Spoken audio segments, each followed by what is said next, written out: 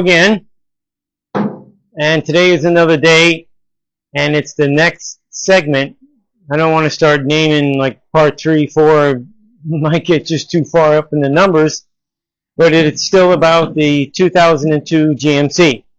So I took the liberty of putting its first coat of a nice filler, smooth filler, it's in finish line, and I have to go over it again in certain spots. I also took 2 different tools over it. One is this airboard 36 grit paper to cut it down quick and to make it flat. Then this hogger, that's what I guess they call it. I don't know of any other name for it, but it's a 9-inch pad as to where I can get into these areas here, because I really don't want to really start gritting up with 36 grit on the already prepped areas. No need to. So using this helps get in this area really nice, and the contour is running well. Now, to reassure people, to show that this stuff that's on here is not thick, this is just your average magnet. You can tell it's almost pen-like if it was much smaller than a cigar. It doesn't have a whole lot of, strength. It's just picking up small stuff. If you dropped it, if you're working on a engine or something, you need to grab a wrench that you dropped or whatever. So this is, it even has a guard around it. So just to show you that there's barely, very limited small amount of filler. Even in these areas here, this would be the, I guess, the center where the thing was in. So no matter where I put it, it sticks all the way through. And even, okay, you can see that over here. So don't think that I went crazy on it. I do have to put another skim coat on this, and then I will take the air board there and go over it so that this way, I get a nice, smooth, clean finish. So that's that on that. I noticed as I was editing, and still editing actually, it's in there, it's downloading what I just got done cutting and shrinking and doing what needed to be done, that in the beginning I actually had to eliminate one of my filmings that had to do with the 57 Chevy back there. And it just was horrible. It was just cutting up. And I noticed that in the beginning on my first start of this segment that had to do with what I'm posting today, which is Thursday, it was kind of doing the same thing. Since then, reached out to the company where I purchased this camera, and they're sending me a new one. So hopefully that one will be better. I tried a different little discards that go in there, and it seems to do the same thing. So please bear with me. I'm definitely not a tech guy, but I am learning. At the same time, I'm doing my best I can for what I got. And with the CapCut that I use the free app, which doesn't give you a whole broad arrangements of different things that you can do on it. It's kind of limited. It's good enough for now until I start gaining popularity with my videos. Then I will upgrade to their next CapCut features, which obviously will cost every month. Be a subscriber to that, which is fine as long as it's working out. I'm not trying to sound cheap, but at the same time, I do have to watch what's being spent. Plain and simple, no different than anybody else. So for the meantime, I'm going to go mix me up a little small mixture of filler, spread it, and then wait for it to dry. And while it's drying, I'll go check the video out, see how it's downloading, and then come back, do it again, sand it, and that'll be the process until this is ready for the primer that I will put on here and make it all nice and pretty and blend in. So until then, stand by. Alrighty, I'm back, and this different color that you see on there, that's actually a glaze. And what that does is it kind of takes care of the little pits, maybe a little imperfections in certain spots that you notice. Instead of going over it again with more body filler, this is the better alternative for that. So this spot here is addressed really nice, that spot right there, and then I took care of the front fender as well. And that is ready for primer, and then before paint, some sealer. As soon as this is blocked off, because I've already blocked it with that 12-inch block throughout the whole thing to keep it as flush and we're running straight and smooth like the rest of it. And then this little 6-inch, 6.5, whatever it is, will just take care of the small stuff and get it to blend in. And then once that's done, I'll tape off some stuff because I don't want to get primer like on the tires and stuff. And back there where the opening is for the taillight, and shoot some primer on it. And anywhere else that I think that needs to be addressed with that, I will do an overview on it, prime it, and then sand it, and most likely it'll be ready for paint. But in the meantime, once that is done, then I'll finally be able to lift up the bed, set it back so that I can get behind the bed in the areas and on the cab where needed. So it's moving along. I'm hoping by the end of the workday, my workday anyway, that it's ready, to be painted. If not, probably an hour or two tomorrow, which is Friday, and then pressure wash it, get in the spray booth, paper and tape it off, cover the bed with plastic, and get it ready for paint. And hopefully I'd at least be able to get the color on it. And then Monday, shoot the clear. But we'll see how it goes, one step at a time. I just wanted to pop in and show you the movement on it, and that way we all keep tabs on it. So that's it for now. So stand by, and once I'm ready for, I should say actually after the primer's on there, then I'll shoot back in. So stand by. I'm back, and I am ready for putting primer on here. Anywhere, all the body work obviously is going to get it. And there's a couple of bare spots over at the door, somewhere over there, and then the front fender. So I'm ready to just put some high build primer on it. Obviously not the whole thing, just the areas that need it. And around the corner on the bed of the truck, they'll be getting a spot on that. So just to give you an update, showing you it's all ready to rock and roll. So I'm going to get to spraying, so stand by. I'm back, and as you can see, it is primed. And I had a little spot right there. Some metal was showing, nothing major. But all that, 3 times I went over that, and 3 times for the front. Yeah, I got it all covered up. I don't want any overspray on it. Not that that's a big deal, but especially on the glass, I don't want to spend a whole lot of time cleaning the glass. But so just took some precautions, and tomorrow I will sand all the primer down, and then move the bed back and get those corners and stuff and back there all ready for paint, and then pressure wash it, clean all that ugliness up. So now I'm going to pull the paper off because I don't need it, take the covers off. So until tomorrow, hang tight, see you then, have a good evening. Well, it's the next day, and we're back on this 2002 GMC.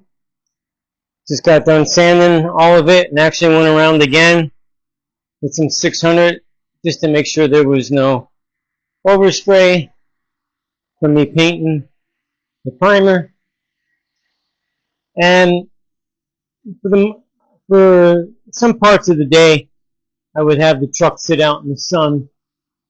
Reason being is, we all know the General Motors paint back then, the clear, wasn't its best.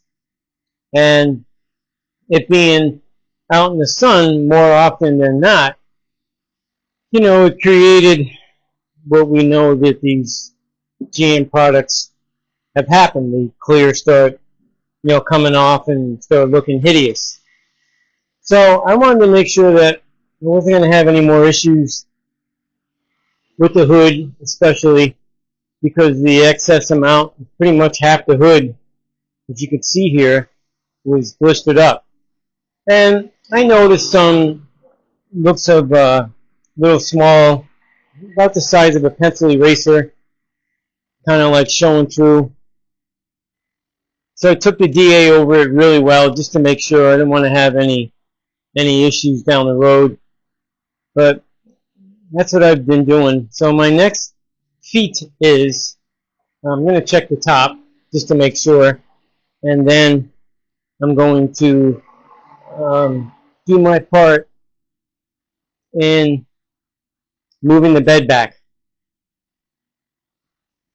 I don't know how much room I'm going to get or how far I got to take it, but I do know in order to get the distance, I'm going to have to disconnect the filler neck, which is a rubber hose that's in there, from the gas tank, or pretty much from here. Yeah, I put that in there when I was spraying the primer. I didn't want any stuff to get in there. I'm pretty sure I'll be able to take these screws out, and then that basket will remain in place as far as not connected but be hanging up. So that's what I'm hoping for, so that I can get this far enough back. And then once I prep the rest that has to be prepped, then I'm going to have to put it back, maybe not all the way forward because I'm going to have to clean in behind there, but definitely far enough to where I'll be able to drive it. Because once that's clean, the whole truck is clean, then I have to drive it into the spray booth, which is out there out back.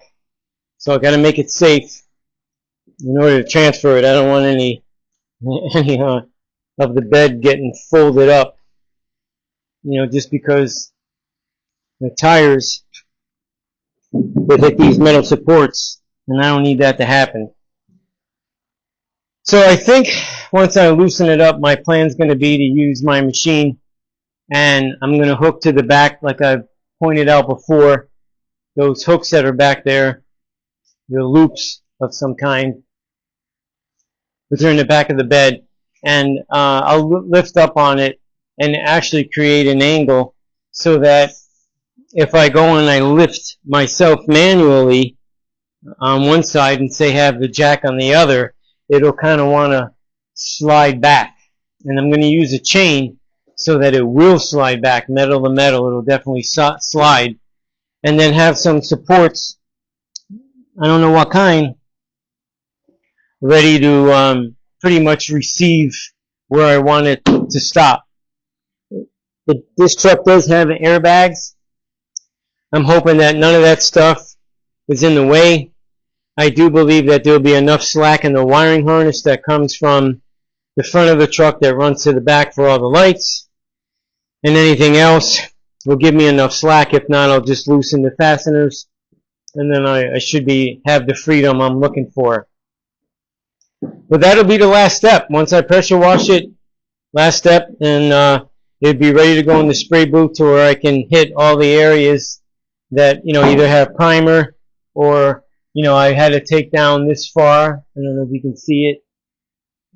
Let's see, let me just bring it over that way. And then zoom in, if you can see it. Yeah, you see, let's see, go that way with the hand. All that up there, I'll have to hit that all with the sealer so that when I spray the red,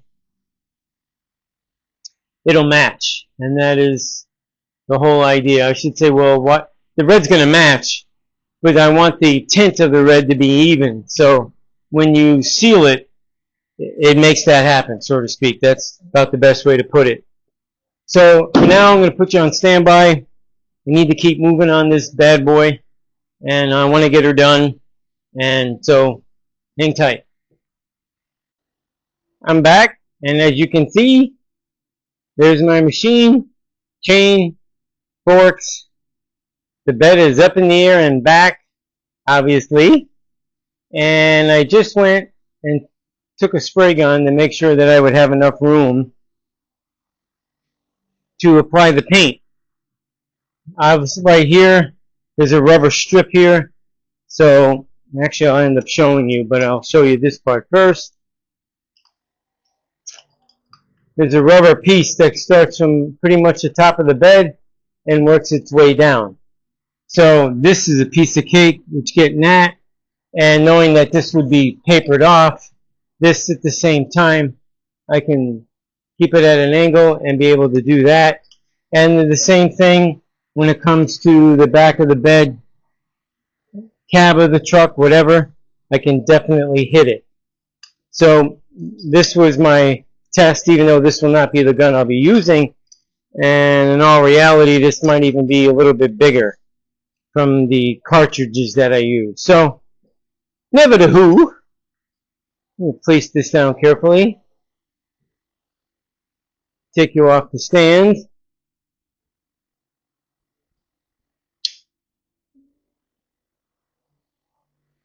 It is pretty dirty in there. Oh, real dirty. Yep. And I have underneath, what's holding it is 2x6, I mean a 6x6, a 4x4, and a 2x4 to get the height I wanted, so I can bring it back so it doesn't hit the tire. So I'll still be able to move it. Back here, 6x6 and a 4x4, and the same on both sides. And hopefully you could see inside the bed where I used fabric straps. This actually for holding down motorcycles, but they worked out great. I didn't want to put a loop in there and scratch the paint on those hooks because they're so nice. So I did that to both sides, and I'm going to finish sanding that. That won't take long. This will only require 600 grit, and the same thing around here and along with this edge here across the top. None of this will be getting done, and none of this lower section, like from here, this line here down, will not be getting painted. So that is the scoop. That's the plan. There are a total of 4 bolts on either side. I thought there would only be 6, but there are a total of 8, which is fine. And the unique thing that I found pretty nice was that there's like a junction box back here that I unplugged everything, and it disconnects the wiring comfortably from the bed of the truck. So that worked out really well. I didn't have to unscrew anything or anything like that. And the ground from the bed to the frame is actually attached to the fill neck housing, which is way down yonder, because normally they're separate. So I found that to be really nice. The good thing about this is I will be pressure washing this, and hopefully shortly, and I'll be able to film that, show you how nice and clean, and it'll be ready for paint. I'll put it in the spray booth once I'm done pressure washing it, so no dirt from the evening or moisture or anything like that will be settling on it. So for right now, I'm going to place you back onto the stand and then put you on standby so I can get all this stuff out of the way, clean it up, sand what's left to be sand, and then when I get the truck outside and I have the pressure washer set up, I'll be more than happy to show you the cleanliness of that happening. So until then, stand by. I'm back, and I'm fixing to pressure wash. So you're going to hear some noise, and I guess after a moment I will put you on standby, but I want to give you a preview on cleaning it. And I am going to blow underneath the hood again, just in case. Yep. I don't want no dust or dirt or mud daubers, which I found on that side. Alright, so I'm going to fire her up. Fire in the hole, I think.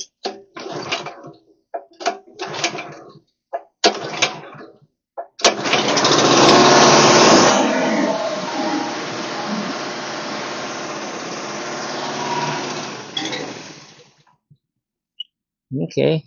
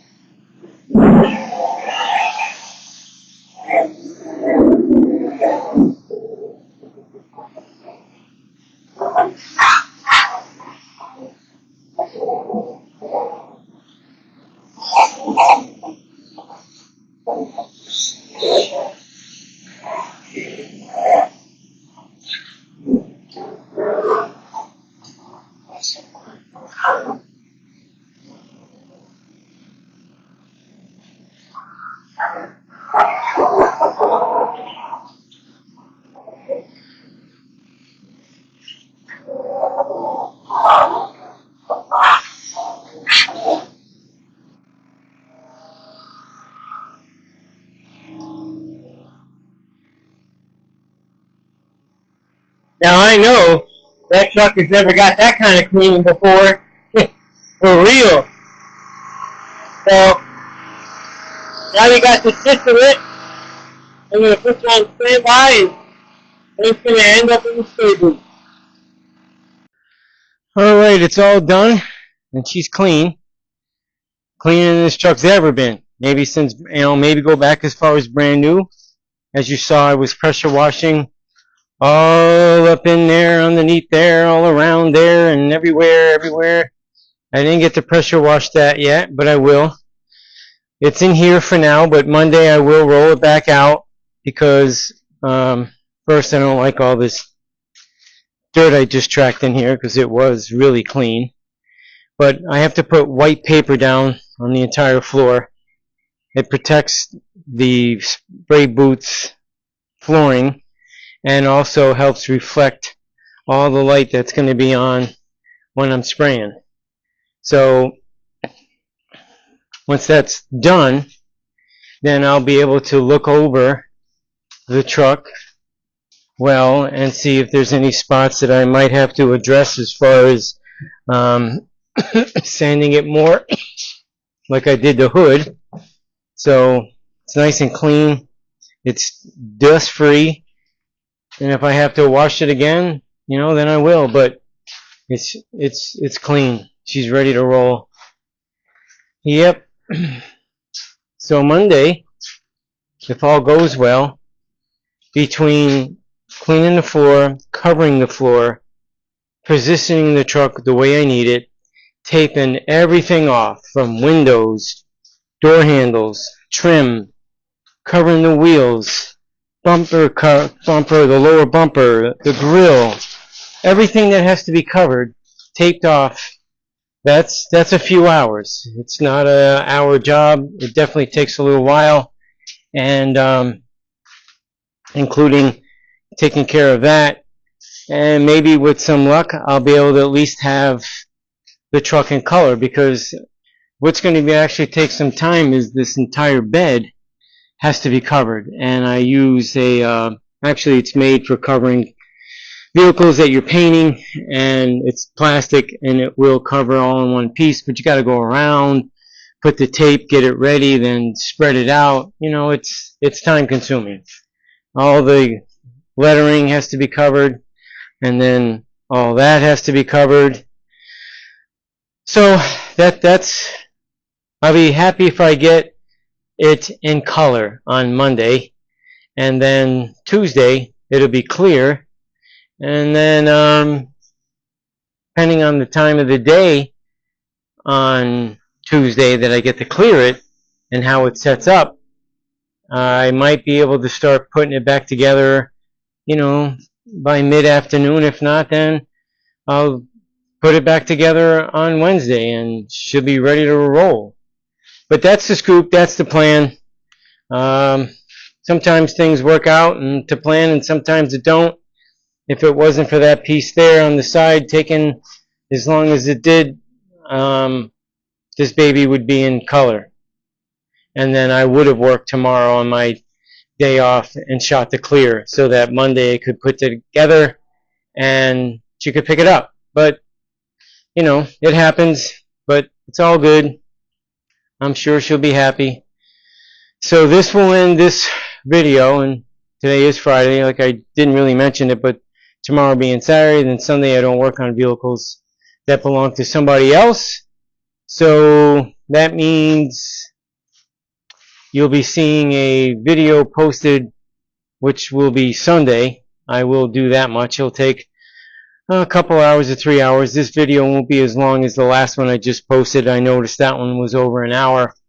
I'm trying to keep them down less than that. Sometimes I can and sometimes I can't. But until then, try to get something done. And thanks for watching. I do appreciate it. And if you all would subscribe, give me a like, maybe a comment, that would be awesome. And I'll see you on Monday.